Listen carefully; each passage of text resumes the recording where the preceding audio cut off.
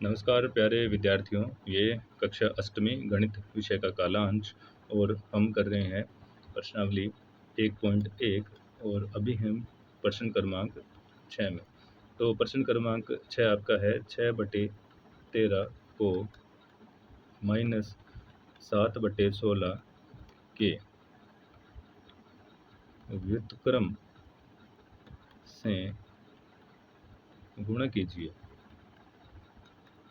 तो विद्यार्थियों ये आपका प्रश्न है। व्युत्क्रम क्या होता है आपको पता होगा कि जैसे एक संख्या a/b है तो इसका व्युत्क्रम हमारे पास होगा b/a, यानी उस संख्या को आप पलट दीजिए। ठीक है, तो 6/13 को -7/16 का व्युत्क्रम क्या होगा वो देखिए। व्युत्क्रम इसका होगा -16/7। ठीक है जी। अब हमें गुणा करना है 6/13 गुणा -16/7। अब आप इसका गुणा कर दीजिए और गुणा करने के बाद आपको उत्तर क्या मिलेगा, -96/91। ये आपका है इस प्रश्न का उत्तर। ठीक है विद्यार्थियों, अब चलिए प्रश्न क्रमांक 7 पर चलते हैं। इसको मैं यहाँ से साफ कर देता हूँ। प्रश्न क्रमांक 7 आपका इस प्रकार से है, बताइए कि कौन से गुणधर्म की सहायता से आप 1/3 गुणा 6 गुणा 4/3 को 1/3 गुणा 6 गुणा 4/3 के रूप में लिख सकते हैं। विद्यार्थियों ये प्रश्न है, अच्छा प्रश्न है। गुणधर्म कौन सा होगा, आपको पता है कि अगर इस प्रकार से कोई संख्या है a गुणा b प्लस c, तो इसको हम ये लिख सकते हैं a गुणा b गुणा c। यहाँ गुणा का निशान है विद्यार्थियों। अगर मेरे पास संख्या है a गुणा b गुणा c, तो हम इसको ये लिख सकते हैं a गुणा b गुणा c। ठीक है, तो ये हमारे पास जो गुणधर्म है इसको हम बोलते हैं सहचारिता गुणधर्म। बिल्कुल छोटा सा 1 नंबर वाला प्रश्न है, तो इसमें हम कौन सा गुणधर्म उपयोग करते हैं। प्रश्न क्रमांक 7 का उत्तर आपके पास क्या आएगा, सहचारिता गुणधर्म। ठीक है विद्यार्थियों, चलिए अब प्रश्न क्रमांक 8 पर चलते हैं। प्रश्न नंबर 8 आप देखिए क्या है, क्या -1 सही 1/8 को गुणात्मक प्रतिलोम यानी इसका गुणात्मक प्रतिलोम, गुणात्मक प्रतिलोम से समझते हो क्या है, हमें ये चेक करके बताना है कि इसका गुणात्मक प्रतिलोम ये है क्या। ठीक है, तो सर्वप्रथम तो हम संख्या को लिख लेते हैं। संख्या हमारे पास क्या है, -1 सही 1/8। मिश्र भिन्न है तो इसको सामान्य भिन्न में बदल दीजिए। ये 1 गुणा 8 8 8 प्लस 1 यानी -9/8 मेरे पास ये संख्या बन चुकी है। अब इसका गुणात्मक प्रतिलोम क्या होगा।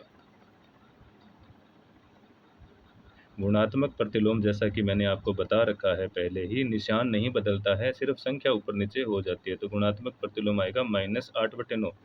अब आप इसको और इसको देखिए, क्या ये दोनों समान हैं, इसका मतलब नहीं।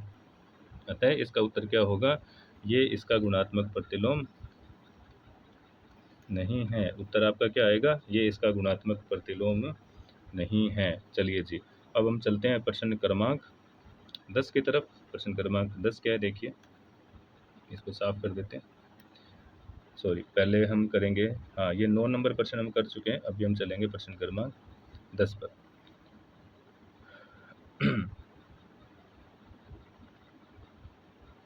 10 नंबर प्रश्न करने से पहले एक प्रश्न हमारा छूट चुका है बीच में, प्रश्न क्रमांक 9, तो हम पहले करते हैं उसको। 9 नंबर प्रश्न क्या है, क्या 3 सही 1/3 का गुणात्मक प्रतिलोम ये वाला 0.3 है क्या, ये चेक करना है। फिर से ये मिश्र भिन्न है, सामान्य भिन्न में बदलिए इसको, ये बनेगा 3 3 9 9 और 1 10, 10/3। ठीक है जी।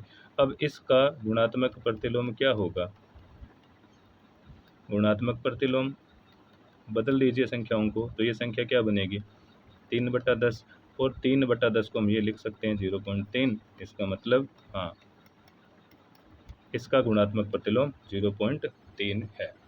ठीक है विद्यार्थियों, अब चलते हैं हम प्रश्न क्रमांक 10 की तरफ। चलिए जी, प्रश्न नंबर 10 देखिए क्या है।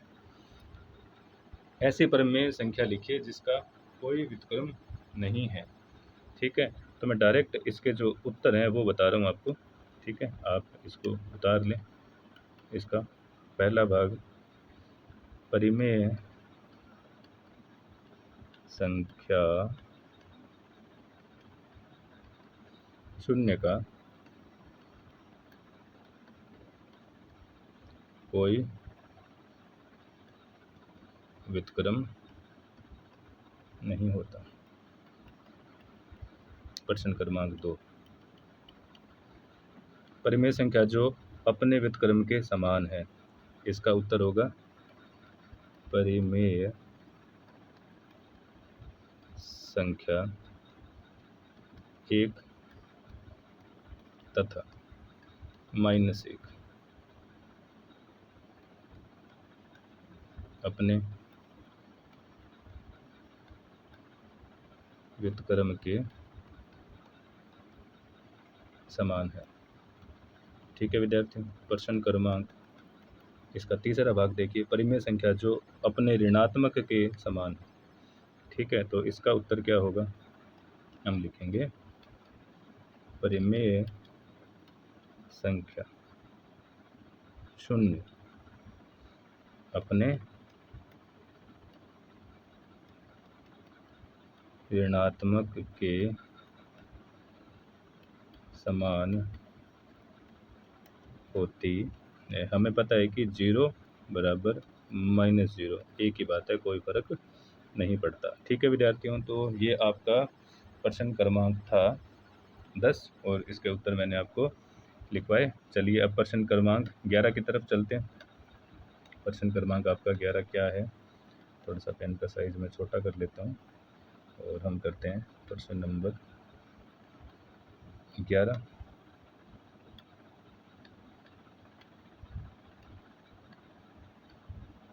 ये देखिए, रिक्त स्थानों की पूर्ति करनी है।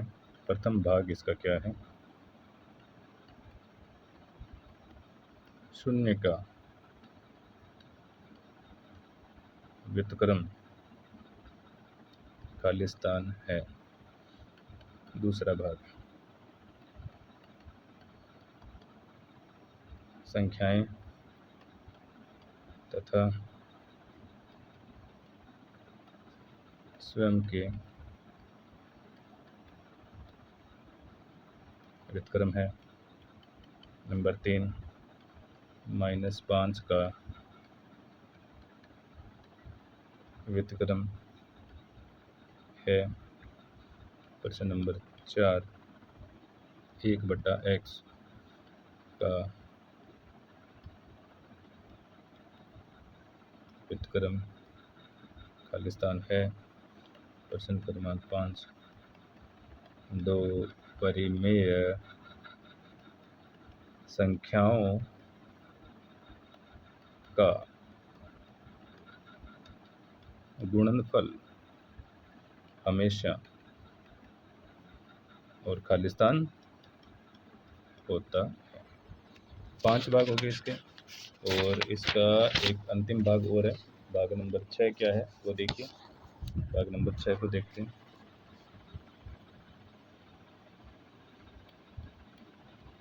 किसी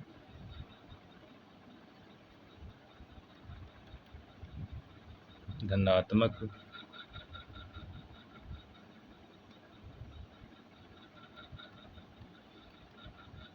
परिमेय संख्या का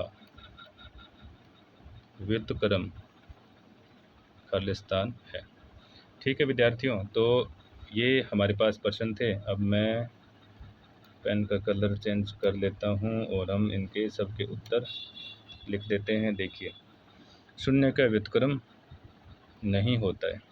ठीक है, संख्याएं 1 तथा -1 स्वयं का व्युत्क्रम होती है। -5 का व्युत्क्रम -1/5 है।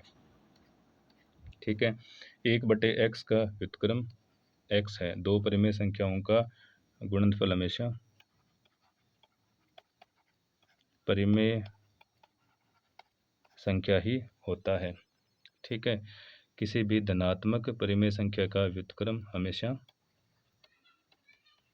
धनात्मक ही होता है। ठीक है विद्यार्थियों, तो ये आपके प्रश्न क्रमांक 11 तक हमने पूरे कर लिए। तो इसी के साथ आपकी प्रश्नावली 1.1 पूरी होती है। अगली क्लास में हम करेंगे प्रश्नावली 1.2।